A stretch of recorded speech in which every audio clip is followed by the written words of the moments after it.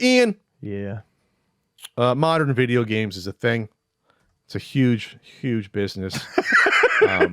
Makes more than movies, makes more than porn, makes more than anything else in the world. More than porn? Absolutely. Video games, absolutely. No one's spending $800 a year. Yeah. I think some people are spending $800 a year on probably adult stuff. But so anyway, a couple of pieces of news have come out the past week that have sort of like rocked sort of what we think about the industry.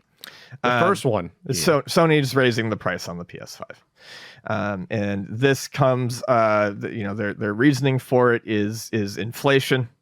It's affecting almost all territories, the price hike, except for the US right now. The price in Canada, Mexico, Europe, UK, Australia, Japan, and China are all getting a bump.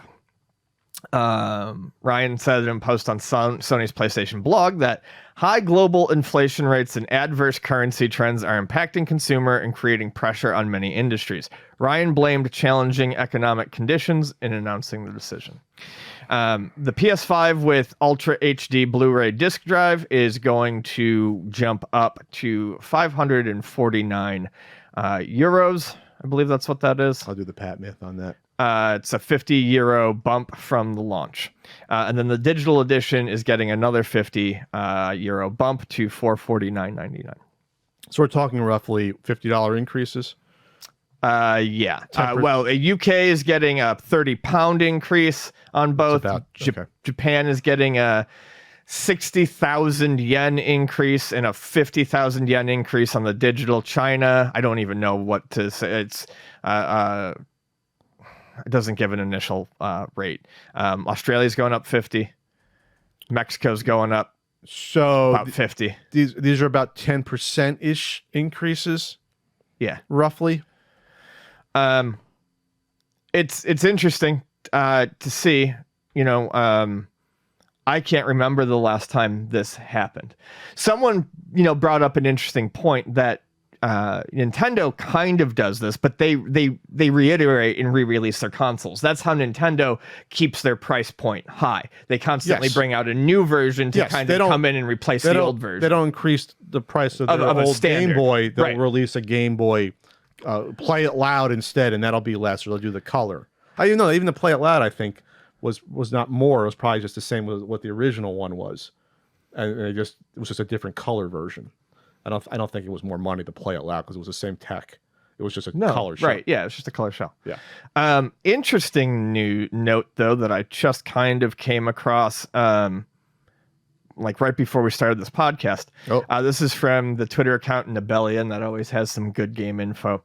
Sony is rolling out a new model of the current PlayStation 5 system that's a bit lighter.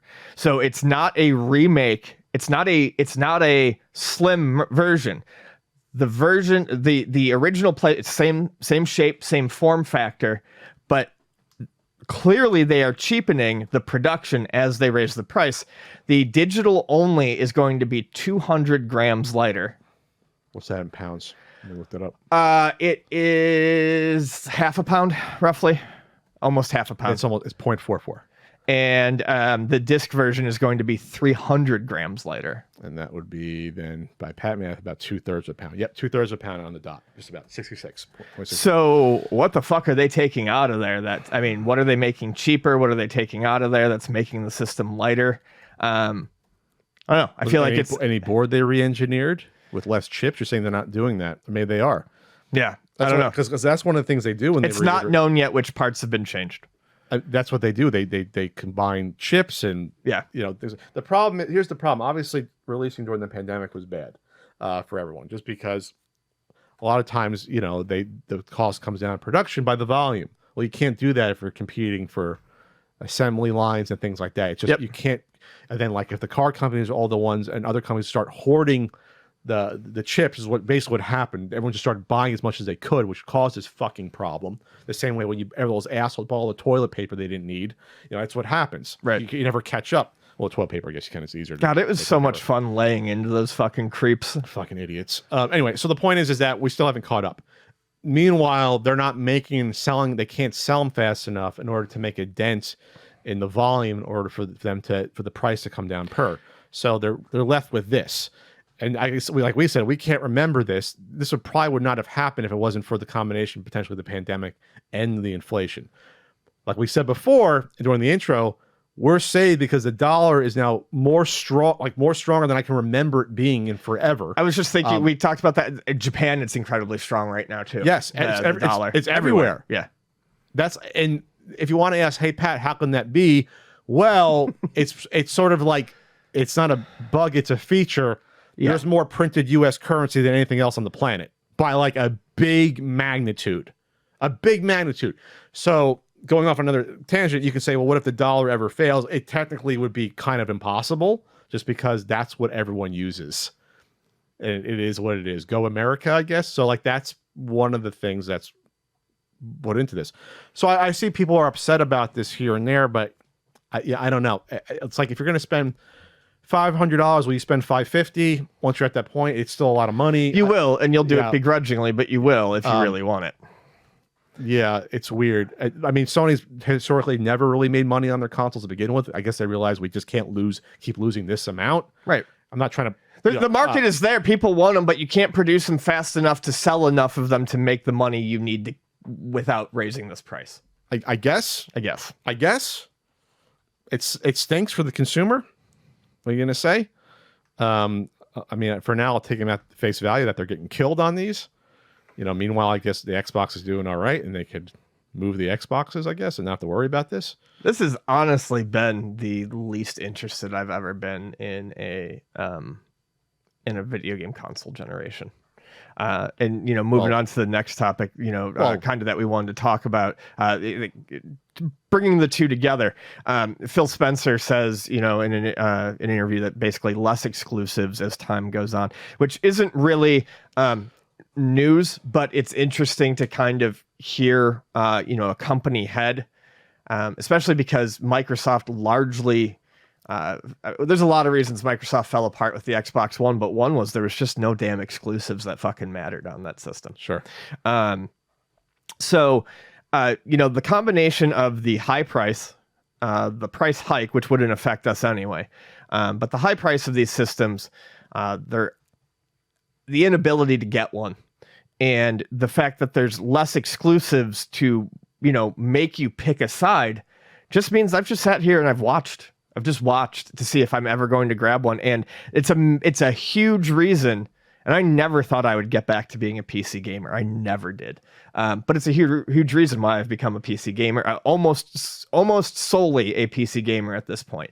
I play my Switch, and I play my old stuff, of course. But in terms of modern stuff, I honestly don't know that I'm going to end up with one of these consoles. It's just made this modern console generation has just seemed very, very unattractive. So this was an interview with Bloomberg that was reposted by Video Games Chronicle. That's the link I'm looking at. Xbox boss expects there to be less and less platform exclusive games in the future. Thinks products being multi-platform is better for the industry. Well, he would also say that because, like, at this point, he realizes the money is in, we said this forever, the money's always in the software. The money's not in hardware. It's in the consoles, at least. It's in the software sales. That's where the margin is. And when they transition over to this, and obviously Game Pass and subscriptions, that's the money to them. That's the money. Right. It was like, they don't care how you play their games, just play their games. Play it on your fucking smart TV. Play it on your console. Play it on your Ian's gaming laptop. Just spend money on their games.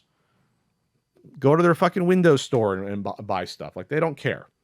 Yeah, once they started doing that, once they had the Windows version in with the Xbox version at the same time, I said that's game over. They don't care anymore. Sure. Remember they started doing that? Was that 3-4 years ago? They started doing that 4 years ago. They started doing that where it's like, oh, you buy the Halo version, you get the Windows version at the same time with it, the Xbox version. When did they start doing that? The point. I don't remember. They started doing that. Do they still do it? I don't know. I think at this point, whenever they started doing that, that's when they basically waved the flag and said, we don't care about our hardware as much. That was before the pandemic. They did that. I remember we talked about that. Yeah, we did. I haven't really heard much of that since. So I'm wondering if it's something that they keep doing. But they just threw it in. It's for free, basically. Sure. They just threw it in to sort of like almost like prime the pump of, hey, you can play these games on the computer as well that we own the operating system for, by the way. Wink, wink. They started doing that. Someone's gonna correct me if I'm wrong, but I remember we talked about that in the past. Yeah. How to install Halo Custom Edition on Windows 10. This is a video from 2018. So at least back in 2018 they did that. Okay. Windows 10 Halo Combat Evolved 2015. Was it that early? Anyway, the point is this: is that they don't care anymore. They don't care. They don't. They stopped. They stopped caring. So I think it was 15. It was probably 17 or 18. So when he says these things, Sony is going to be the most scared one, because Sony doesn't have the buying power of Microsoft to go out and buy all these other studios like they can't buy Activision Blizzard. Sony, right. But Microsoft can. So that's basically how, if you want to say the war is going to end, it's not going to be for console sales. It's going to be that, well, what are you playing? What games are you playing?